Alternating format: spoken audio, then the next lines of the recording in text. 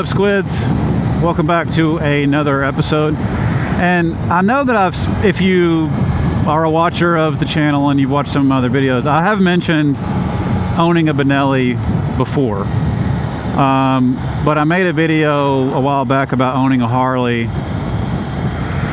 And so I thought, well, I'll make a dedicated video to what it's like owning a Benelli.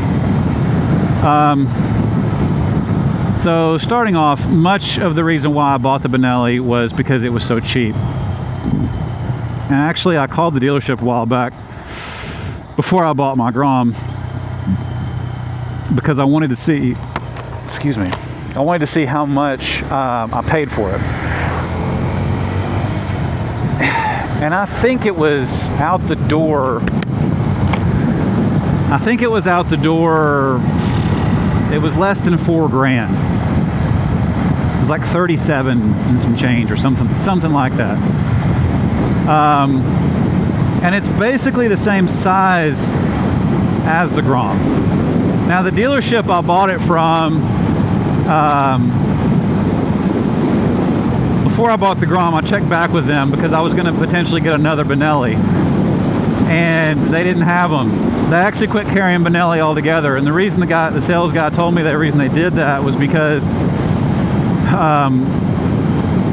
the Benelli TNT 135 is what I had, and that's what they sold the most of. But whenever they went to put an order in for the 135s, Benelli made them purchase other models that didn't sell so well.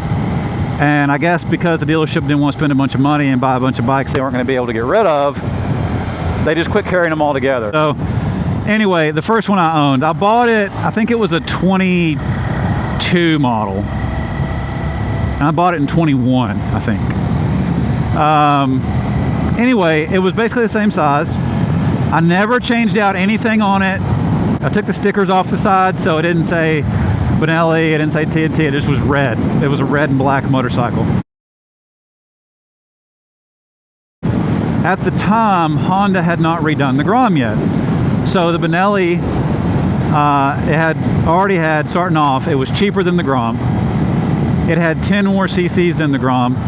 It had an extra gear over the Grom, which now they have 5, so that's not a big deal.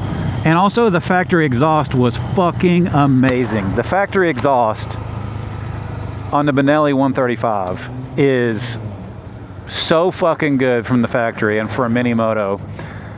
Like it looked cool and it sounded fantastic. That's probably one of my favorite things about it, honestly. So yeah, I had it for 2 or 3 years, had it paid off. I ended up selling it to a younger kid. Again, bad financial decision. I got rid of a motorcycle that I really didn't have to get rid of. But I will say, over the years, it was great. I didn't ride it long enough to have to do an oil change. You know, I would take it out every so often. I keep the flat spots off the tires. I rode it back and forth to work several times, stuff like that. But at the time, I didn't realize that there was like that small bore rally that I'm going to try to go to it's in a couple weeks, actually. I should have taken it to that, but you know, I didn't know about it at the time. So, but overall, the Benelli 135 is a great little bike. Now, two negative things about it, I want to say. Until I sold the motorcycle, I didn't realize this, but Benelli is an Italian motorcycle company. I'm not sure what's going on here.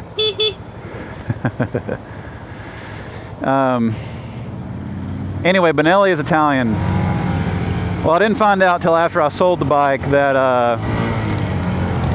it got bought out by a Chinese company. So that was kind of a turn-off for me. I'm just going to be straight up. I love my Japanese bikes, love my Japanese cars. Anything Japanese is usually fantastic. But I'm not a big fan of the Chinese stuff. It's usually cheaply made, and it's a knockoff of the real thing. But, so that's one negative about the bike. Number two, just before I got rid of it, and this, I don't know what the issue was. I never took it and had it looked at the dealer or anything, but for some reason, whenever I would start the bike up and it was in neutral and I would kick it down into first to take off, the bike would just shut off. And it didn't it didn't do that for like 3 years. So I don't know what that was. If you're a mechanic out there or something, or you're more familiar with it, let me know. You know, once it shut off, I would put it back in neutral and it would start up again. And then I could kick it into first and it'd be fine. So, like, I don't know. I had to restart the bike every time it would do that. It was just strange. I don't know why. And it didn't do it every time, but it did it enough to be annoying.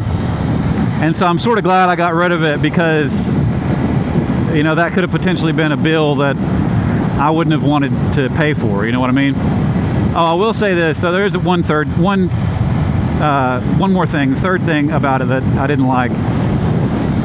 And you'll find this out if you look on YouTube. The speedometer reading on the dash wasn't accurate. It was like 10 miles per hour off. So like on this bike, I haven't done any research. I don't know how accurate it is. I haven't used like my phone. Anyway, I haven't checked the GPS on this to see if the speedo is correct. I'm assuming that the Honda Grom speedo is correct. But for an example, on the Benelli, I could get up to what looked like 68, 69 miles an hour, which is on a 135, I guess it's possible, right? However, I learned someone across the video on YouTube that the speedo, in fact, is like 10 miles an hour off. Even though I had 10 more cc's, with me on it, I basically got the same miles per hour out of it that I get out of this thing. I mean, just today I got up to 60 on this, which is the fastest that it's gone. And basically on the Benelli I got up to 60 as well, even though I had 10 more cc's. So, you know, do with that what you will. I'm just being straight up with you about it.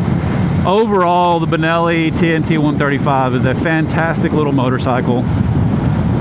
I'm not certainly not discouraging you from getting one if you got your heart set on it. I'd say at the time, the biggest selling point was that it had 10 more cc's and had an extra gear over the Grom.